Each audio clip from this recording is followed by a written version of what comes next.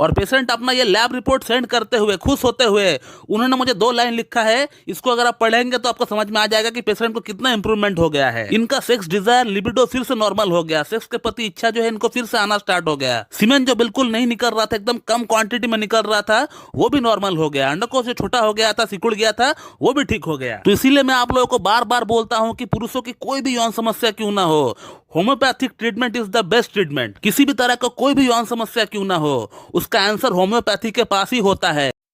दोस्तों, क्या आपको पता है कि अगर आपका पिट्यूटरी ग्लैंड से निकलने वाला 2 हार्मोन अगर LH FSH अगर सही से ना निकले तो भी आपको नापुंसकता हो सकता है, इरेक्टाइल डिस्फंक्शन हो सकता है, आपको इनफर्टिलिटी हो सकता है। तो आज हम लोग इसी टॉपिक के ऊपर बात करने वाले हैं कि ये LH FSH किस तरह का हार्मोन है, इसका क्या रोल है हमारा बॉडी में, और कहीं अगर ये कम हो जाए हमारा बॉडी में तो हमें किस तरह का नापुंसकता में देखने को मिल सकता है, और उसी के साथ उसका इलाज कैसे हो सकता है होम्योपैथी में, ये भी हम लोग जानेंगे इस वीडियो में। तो मैं डॉक्टर सुप्रदत्ता और आप सभी का फिर से एक बार बहुत बहुत स्वागत करता हूं अपने इस YouTube channel homeo care tips पे। दोस्तों, LH और FSH, LH का फुल फॉर्म होता है ल्यूटिनाइजिंग हार्मोन और FSH का फुल फॉर्म होता है फॉलिकल स्टिमुलेटिंग हार्मोन, और ये दोनों ही हार्मोन रिलीज होता है हमारा पिट्यूटरी ग्लैंड से। एंटीरियर पिट्यूटरी ग्लैंड यानी पिट्यूटरी ग्लैंड का सामने का पार्ट से ये निकलता है, और ये 2 हार्मोन को बनाने के लिए फोर्स करता है हमारा ब्रेन। हमारा हाइपोथैलेमस जो एक पार्ट होता है ब्रेन का, वो फोर्स करता है पिट्यूटरी ग्लैंड को ये 2 हार्मोन बनाने के लिए। और ये 2 हार्मोन को निकालने के लिए हमारा हाइपोथैलेमस एक और हार्मोन को बनाती है जिसका नाम है GnRH, जिसका फुल फॉर्म है गोनाडोट्रोपिन रिलीजिंग हार्मोन। और ये गोनाडोट्रोपिन रिलीजिंग हार्मोन एक पुरुष का अंदर तब निकलता है जब उस पुरुष का उम्र 13 ईयर्स यानी 13 वर्ष जब हो चुके होते हैं। अब इस हार्मोन का निकलने का कारण यही है कि मेल रिप्रोडक्टिव सिस्टम को डेवलप करना, ताकि एक मेल में टेस्टिस का फंक्शन रेडी हो सके, ताकि वहां स्पर्मेटोजेनेसिस यानी वीर्य को उत्पन्न हो सके। लेकिन ये सभी काम गोनाडोट्रोपिन हार्मोन खुद नहीं कर पाती है, इसीलिए हमारा पिट्यूटरी ग्लैंड का वो सहायता लेती है। और इसीलिए हमारा पिट्यूटरी ग्लैंड LH और FSH हार्मोन को बनाती है, ताकि LH और FSH का सहायता से इन सभी चीजों को बनाया जा सके।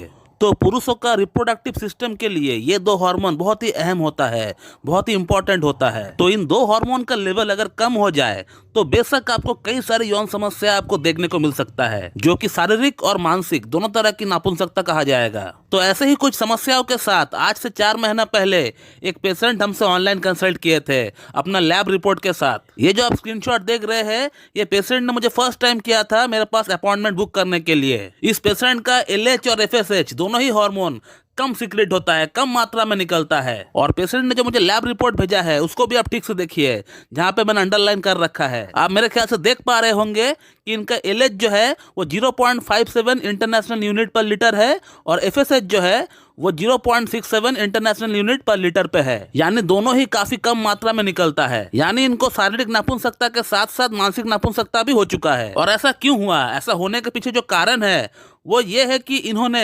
टेस्टोस्टेरोन के इंजेक्शन पिछले 1 साल से वो लगा रहे हैं, और अब जब टेस्टोस्टेरोन के इंजेक्शन लगाना बंद कर दिए और उसे बंद करने के बाद हमारा बॉडी, हमारा शरीर खुद से टेस्टोस्टेरोन बना नहीं पा रही है, और ब्लड में जैसे ही टेस्टोस्टेरोन का मात्रा कम हो गया तो LH और FSH का सीक्रेशन कम हो गया। अब इनके एलोपैथिक डॉक्टर ने इनको वेट करने के लिए कहा है कि आप कुछ दिन वेट कर जाइए, कुछ महीना वेट कर जाइए, आपका टेस्टोस्टेरोन खुद से बनना स्टार्ट हो जाएगा, और उसी के साथ आपका LH FSH भी बढ़ जाएगा और आपका यौन समस्या भी ठीक हो जाएगा अपने आप। लेकिन टेस्टोस्टेरोन के इंजेक्शन का इतना ज्यादा साइड इफेक्ट है कि पिछले 1.5 साल हो चुके हैं टेस्टोस्टेरोन के इंजेक्शन को छोड़े हुए, और 1.5 साल वेट करने के बावजूद भी ना तो इनका LH FSH बढ़ा और ना ही टेस्टोस्टेरोन का लेवल बढ़ा। और इसीलिए दोस्तों हम लोग बार बार कहते हैं कि टेस्टोस्टेरोन का इंजेक्शन अब मत लगाइए। अगर आपका टेस्टोस्टेरोन का डेफिशिएंसी है तो आप होम्योपैथिक ट्रीटमेंट लीजिए। होम्योपैथी में इतना अच्छा ट्रीटमेंट है, हमने प्रूफ करके बता दिया है कि पेशेंट का 4 महीना में 2 महीना में टेस्टोस्टेरोन जो है बढ़ जाता है, कितना बढ़िया तरीके से बढ़ता है, और कोई साइड इफेक्ट भी नहीं होता है। और जो टेस्टोस्टेरोन बढ़ता है वो आपका बॉडी ही बनाती है, आपका अंडकोश खुद टेस्टोस्टेरोन बनाता है,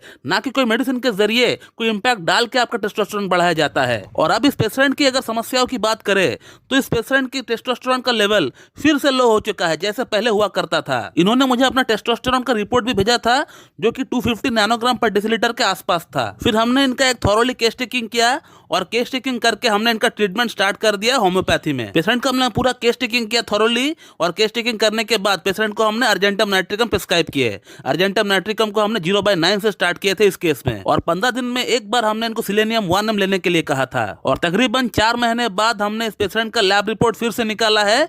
लैब रिपोर्ट में क्या लिखा हुआ आ रहा है ये आप देखिए। पेशेंट का LH हार्मोन, FSH हार्मोन और टेस्टोस्टेरोन हार्मोन, ये तीनों ही हार्मोन बढ़ गया, और तीनों ही हार्मोन बढ़कर नॉर्मल हो गए। और मेरे ख्याल से आप देख पा रहे हैं कि पेशेंट का LH हार्मोन का लेवल 2.68 इंटरनेशनल यूनिट पर लीटर हो गया, और जो FSH हार्मोन का जो लेवल है वो 4.28 इंटरनेशनल यूनिट पर लीटर पे आ गया। और सीरम टेस्टोस्टेरोन का जो रिपोर्ट है वो 250 से 410 तक आ गया। और पेशेंट अपना ये लैब रिपोर्ट सेंड करते हुए, खुश होते हुए, उन्होंने मुझे 2 लाइन लिखा है। इसको अगर आप पढ़ेंगे तो आपको समझ में आ जाएगा कि पेशेंट को कितना इंप्रूवमेंट हो गया है। इनका सेक्स डिजायर, लिबिडो फिर से नॉर्मल हो गया। सेक्स के प्रति इच्छा जो है इनको फिर से आना स्टार्ट हो गया। सीमेन जो बिल्कुल नहीं निकल रहा था, एकदम कम क्वांटिटी में निकल रहा था, वो भी नॉर्मल हो गया। अंडकोश जो छोटा हो गया था, सिकुड़ गया था, वो भी ठीक हो गया। तो इसीलिए मैं आप लोगों को बार बार बोलता हूं कि पुरुषों की कोई भी यौन समस्या क्यों ना हो, homeopathic treatment is the best treatment. किसी भी तरह का कोई भी यौन समस्या क्यों ना हो, उसका आंसर होम्योपैथी के पास ही होता है, और कोई पैथी के पास उसका आंसर नहीं होता है। और इस बात को हमने अपना ढेरों यूट्यूब वीडियोस के माध्यम से प्रूव कर चुके हैं।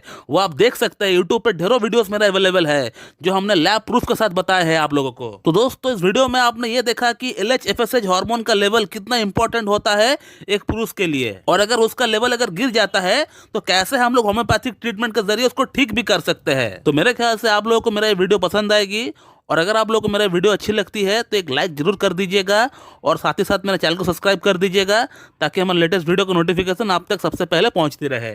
So thank you very much and have a good day.